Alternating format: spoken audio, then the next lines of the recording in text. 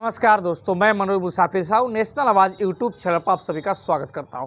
जैसा आप सभी जानते हैं कि 19 अप्रैल को 191 लोकसभा की सीटों पर चुनाव होगा और उन 191 में भाजपा की स्थिति बहुत अच्छी नहीं है, क्योंकि साउथ की सीटें हैं, कुछ मध्य की सीटें, उसमें भाजपा बहुत फाइट में अच्छी पोजीशन में नहीं है।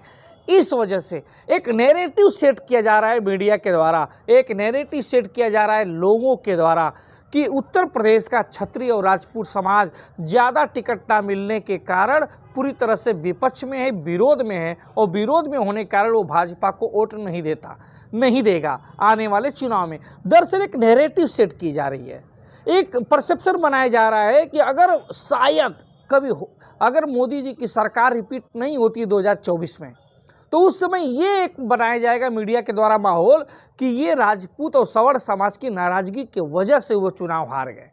सहारनपुर में इन्होंने अपना रैली किया और रैली करके अपना भीड़ दिखाया क्षत्रिय राजपूत समाज ने और बताया कि हम लोगों को टिकट नहीं दिया गया है और टिकट ना देने के कारण ही हम लोग इसका विरोध करते हैं। अब मुझे एक बात नहीं समझ में आती है, आप उस बात को बताइएगा। उत्तर प्रदेश में जितने महत्वपूर्ण मंत्रालय हैं वो किसके पास है? योगी आदित्यनाथ जी के पास। योगी आदित्यनाथ जी कौन है? कौन है? किस बिरादरी से आते हैं? इसका जवाब कौन देगा? राजनाथ सिंह देश के रक्षा मंत्री हैं, विदेश मंत्री भी रहे, आप गृह मंत्री भी रहे हैं, उसका जवाब कौन देगा? वो किस समुदाय से, किस जाति से आते हैं? अभी एमएलसी सीट मनोनीत हुई, 100 एमएलसी में से 45 से ज़्यादा एमएलसी राजपूत समाज के हैं। इसको कौन देखेगा?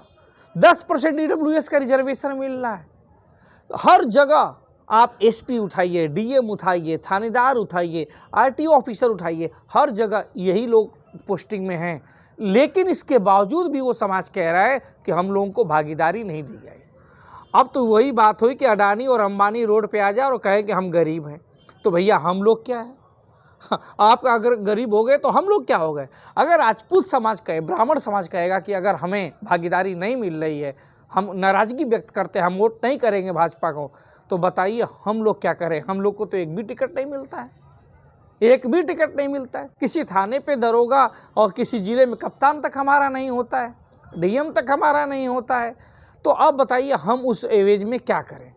एमएलसी हो, राज्यसभा हो, कहीं कुछ हमको पूछा ही नहीं जाता है। नाम भेजना तो दूर की बात है, आयोग में चेयरमैन की बात हो तो भी नहीं पूछा जाएगा, प्रत्याशी चयन की बात होगी तो भी नहीं। तो हम क्या करें भाई साहब? अब उनके द्वारा नैरेटिव सेट किया जाएगा। अगर वो जीत गए तो माना जाएगा सभी राजपूत बाद में मान गए और उन्होंने वोट दिया, जिता दिया। अगर वो हार गए, मान लीजिए कि मोदी जी प्राइम मिनिस्टर नहीं बनते हैं, तो माना जाएगा कि राजपूत समाज के विरोध के कारण ही ऐसा हुआ। ये शिगुफा अक्सर लोग छोड़ते रहते हैं। याद करिए जब बहन जी की 2007 में सरकार बनी थी तो ये माना गया था कि ये सरकार सिर्फ किसके बदौलत बनी है? ब्राह्मणों की बदौलत। और जब सरकार गिर गई तो माना गया ब्राह्मण ने गिरा दिया, अब सपा को वोट दे दिया। ये ऐसे बड़ी जाति के लोग उच्च पायदान पर बैठे होते हैं और ऐसा समीकरण, ऐसा माहौल बनाते हैं लोगों को ब्रेन वॉश करने के लिए। आप समझिए, सांसद उनका, एमएलसी उनका, प्राइम मिनिस्टर से नीचे की जो इतनी पोस्ट हैं, जितने मंत्रालय हैं, सब राजपूत क्षत्रियों के पास, मुख्यमंत्री उनका, लेकिन इसके बावजूद भी मंत्री उनका, इसके बावजूद भी वो कह रहे हैं हमको भागीदारी नहीं मिलेगी। अब उनको भागीदारी नहीं मिले तो हम लोग तो यार क्या बताएं, अब हम लोग को तो ज़मीन पर लेट जाना चाहिए। अब जब आप इस तरह से बातें करते हैं, आप इस वीडियो को देख लीजिए, पूरी आंखें खुल जाएंगी। कि कोई मजाक न बन जाए कि राजपूतों ने बीजेपी का विरोध किया था और फिर मैं मारा दलवा करेगा। तो मेरे भाइयों, आप लोगों से यही निवेदन है, हौसला खोलो, बिल्कुल भी बहुत बेखरा होंगे लोग बाग उसे बोल दियो तो इधर बीजेपी को धरती में डाले। जय हिंद और जय राजपूत समाज। बहुत बहुत धन्यवाद।